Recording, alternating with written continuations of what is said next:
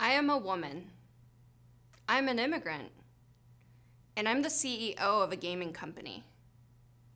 People ask me how I got into games. As a Middle Eastern immigrant woman in her 30s, I don't fit the popular stereotype of a gamer, so they're curious. But I am a gamer, and I play video games. I came to the United States from Turkey when I was 9 years old. I didn't speak a word of English, and I didn't know anyone outside of my family. Video games hold a special place in my heart because they're all I had when I had nothing. They saved me from loneliness, taught me English, geography, and how to strategize for world domination in case the opportunity ever pops up. I started playing computer games because that was the only way I could get my cooler older brother to hang out with me.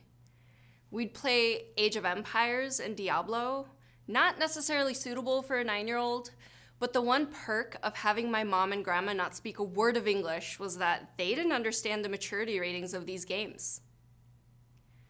I continued to play games my entire life, but something changed when I was in my 20s. I learned about indie games.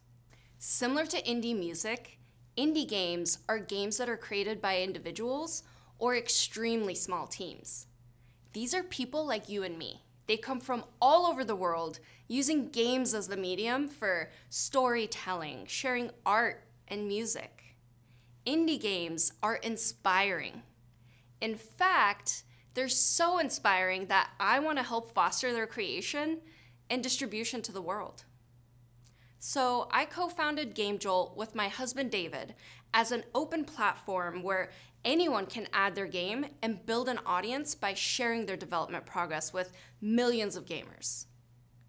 As of today, 150 million people have found their way onto our bootstrapped platform in order to play, follow, and talk about these games. There are hundreds of thousands of creators from all corners of the world, ranging from young developers in their teens to studios with millions of dollars in revenue.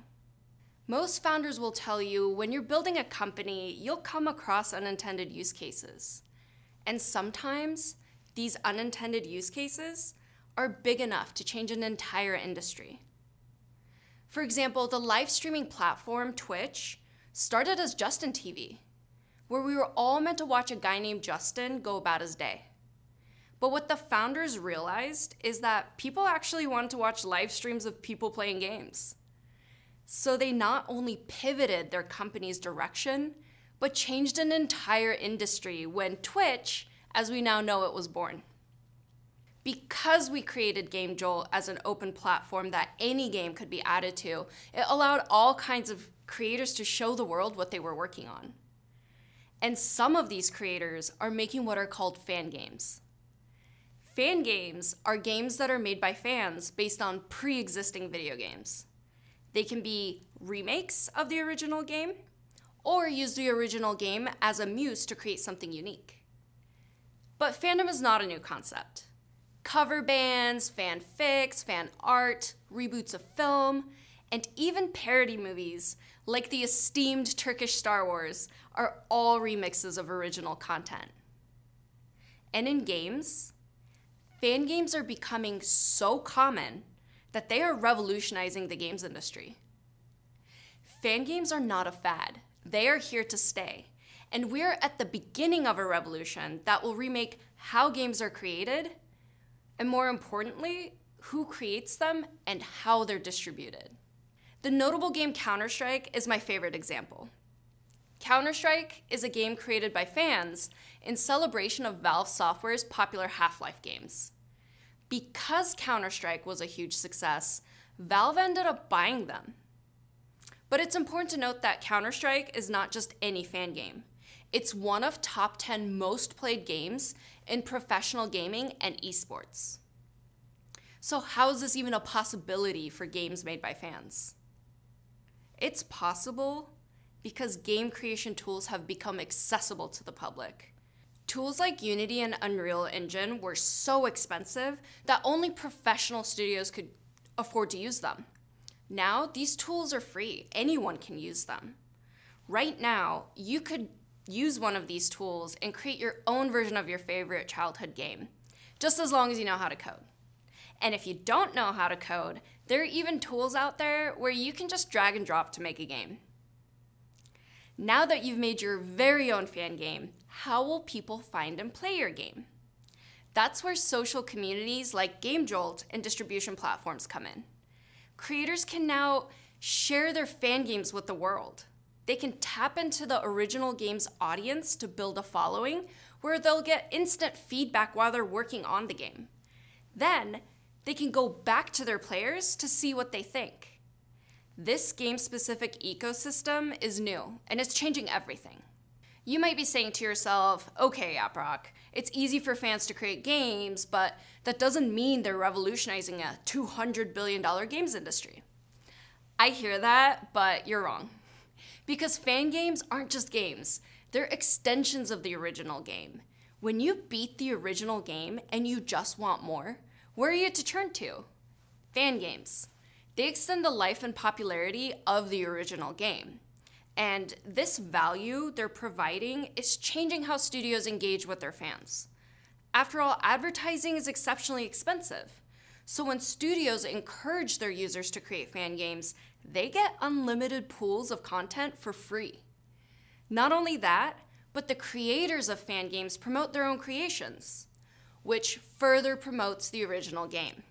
And for us gamers, we just want to play our favorite games. And fan games give us more of what we love while the studio is busy working on the sequel or their next big hit. So in the future, studios will not only encourage the creation of fan games, but they will need them in order to survive. And I know this sounds dramatic, but you have to remember, not that long ago, game studios, big and small, were appalled by the idea of influencers like Ninja, Markiplier, Jacksepticeye, playing their games on their channels and profiting off of it. They issued takedown requests and put their lawyers to work to get videos of the biggest influencers in the world promoting their games off of YouTube. Today, these same studios can't pay influencers enough money to create meaningful content around their games.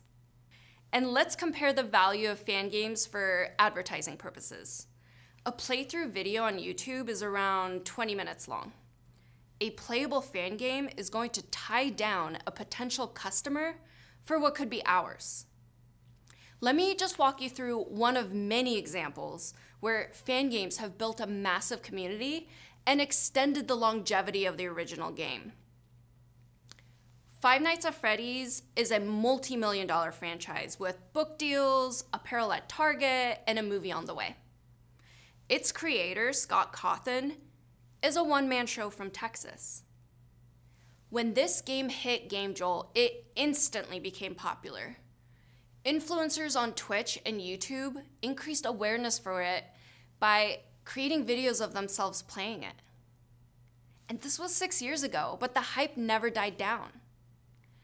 Gamers wanted more Five Nights at Freddy's to play than it was humanly possible for Scott Cawthon to produce. So they made their own versions of the game to play.